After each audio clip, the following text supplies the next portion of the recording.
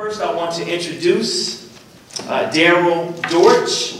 He is a risk management consultant on the development and new business opportunities here in Atlanta and in the global marketplace. He's plugged into the entertainment community. He joined the Aon Global Entertainment practice in 2017. He's a man you need to know because once you accumulate a lot of money, he helps you protect your assets and limit your risk. Our second panelist flew in from California. Is that right? So say West Coast. I'm from Atlanta. I just wanted to say West Coast. She is a native of Ann Arbor, Michigan. Go Blue, where I actually did go. That's right, go Blue. But you didn't go, but it's all cool. You live in the neighborhood. She's over diversity and recruiting for LinkedIn, one of the largest social platforms in the United States. And she's also made the transition. How many of you need to make a career transition? Just wink. She's been able to make a career transition from the automotive field into the tech industry and do it to the highest degree. And she's recently married. I heard that eavesdropping. Put your hands together for Emily Cunningham. Our next panelist, Mr. Jack A. Daniels, not to be confused with the liquor. He's much more powerful and pure. He is the king of breakthroughs. He is a 5-time best-selling author. He has been on over 400 radio broadcasts, numerous television shows, most recently the host of A&E's Black Love, which needs to be renewed for another year. He's a therapist, he's a counselor, he's a trainer. I just saw him on Instagram training other speakers how to find their voice, and he's one of the people that has the most interpersonal skills that I've seen. He's tight, but you can't even tell him. That's just Jack. So coming to the stage, my brother from another mother, Jack A. Daniels.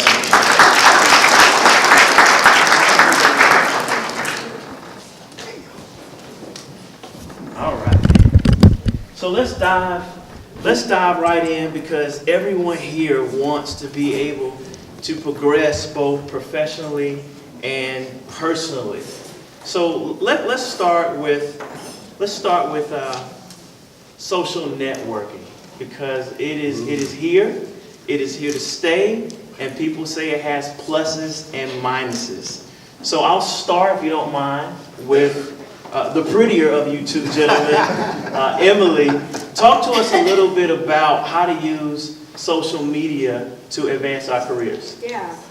So essentially, LinkedIn has 4 usual use cases for individuals who are on LinkedIn. 2 of them are more well-known and more common, and I think there are 2 that are very heavily underutilized, and especially in the emerging professional space could be better utilized. So the 2 that are more commonly known is the digital Rolodex, archiving those people that you've met in occasions such as this, understanding where your network is as far as industry and seniority. There's a second use case that's very common for people, and that's building those relationships with prospective hiring managers, potential teammates, and recruiters, which is also an excellent use case as you look to navigate and change your trajectory in your career. But I think some of the ways that the vast majority of users on LinkedIn in the professional online networking space can better utilize the platform is to develop partnerships and mentorship. So whenever you're looking to either cross-functionally, cross chasms across different networking spheres, it's a great tool to understand who your peers are in other companies and other industries and other groups of interest, as well as developing mentors. One of the things that you're able to do on LinkedIn is see what career pathway people have taken to get where they want to go. So looking at the title of somebody whose career you would want to have, or a title that you would want to have, and see what organizations they were part of, where they were a boardman or on the chair, or chair in a board, things like that. Understanding what steps they took to develop their status is a really important step. And then finally, becoming an influencer in your industry.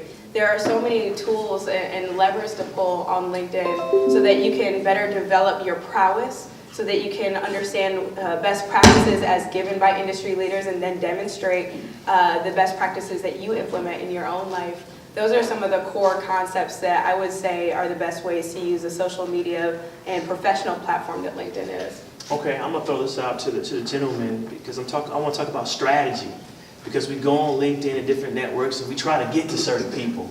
And I would imagine there's certain interpersonal skills and there's strategy and there's techniques to doing it so you don't come off as clumsy or spammy or bugaboo, because you have to get to the right. Does anyone have struggled with that about what to say, how to come off as?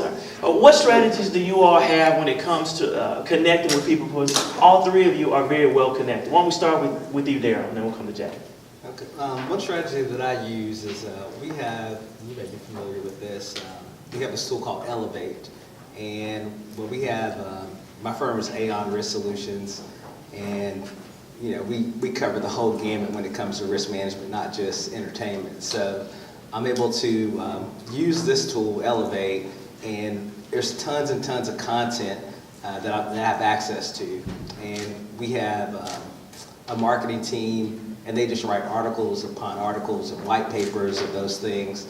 And so I'm able to get that content and share it every day. If I wanted to share it multiple times a day, just different articles on risk management. It could be from entertainment, it could be shared a lot this past year with all the national disasters going on, with the hurricanes and just the different disasters that are going on around the globe.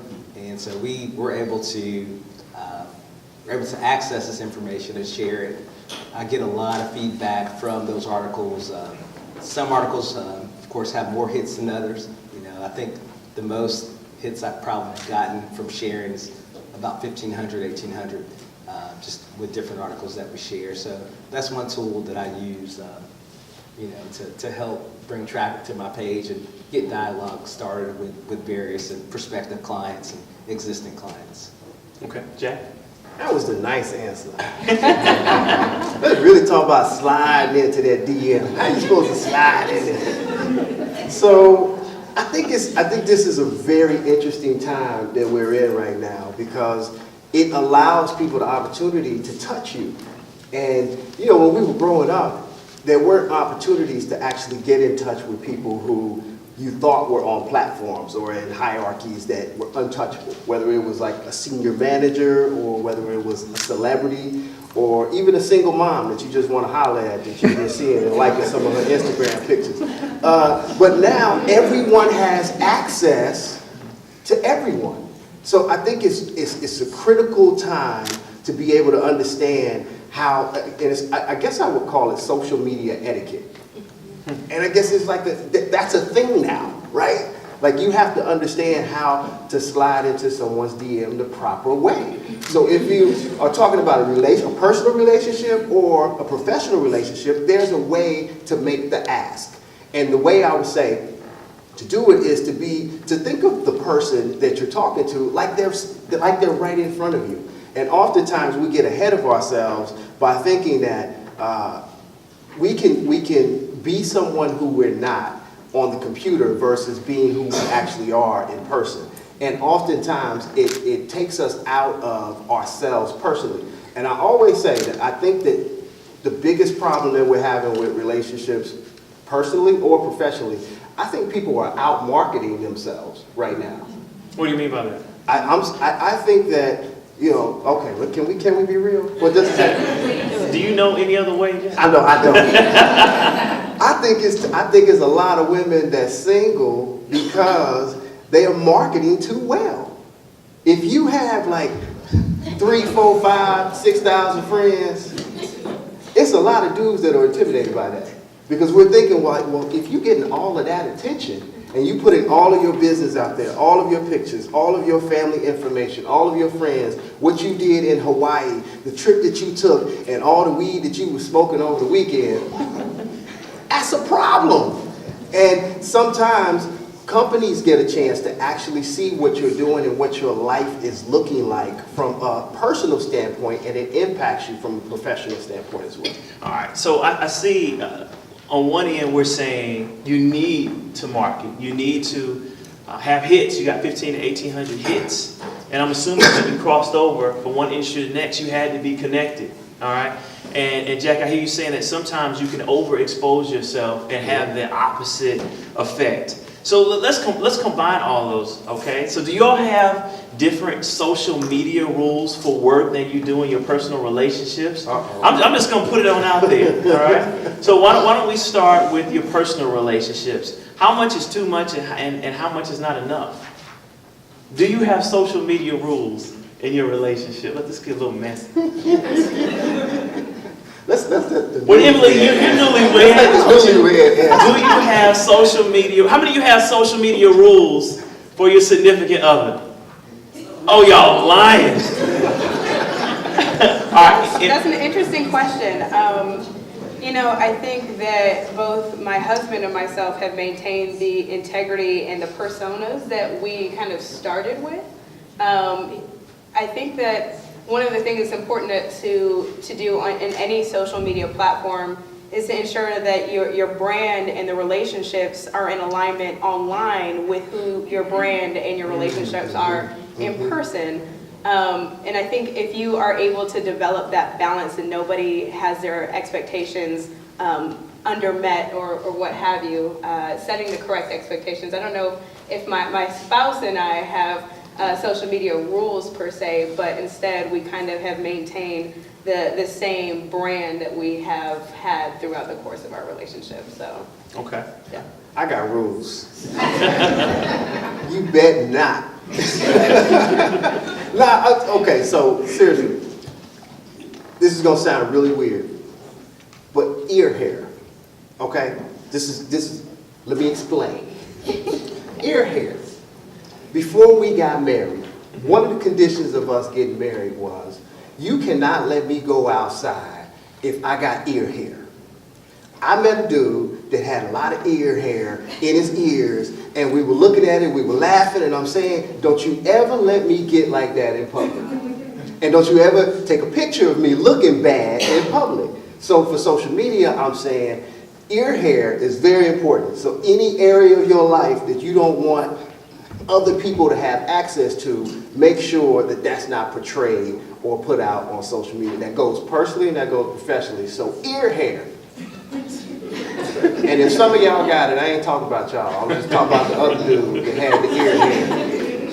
Darryl, you want to join in? Yeah, for me, it's just lines of delineation with the different platforms. So with LinkedIn, it's strictly business on there, things that I post. Instagram and those things, I'll post, if I'm out having a good time, or, I'll do a story or those things. Facebook, it's a lot of clutter on Facebook, and it's more annoying to me than any of the other platforms. But I do post on Facebook from time to time. But I think for us as professionals, you just have to understand that hey, if you're real passionate about something, whether it's politics or what have you, then you may need to separate. I mean, if you're more Martin, on your social media, you need to be that. If you have different coworkers on your platform, but if you are Malcolm X and you want to express it that way, then maybe you should have a different platform to express it. Where you're not intermingling the two. When it comes to your professional and your personal. So that's just how I look at it. From professional development. Okay.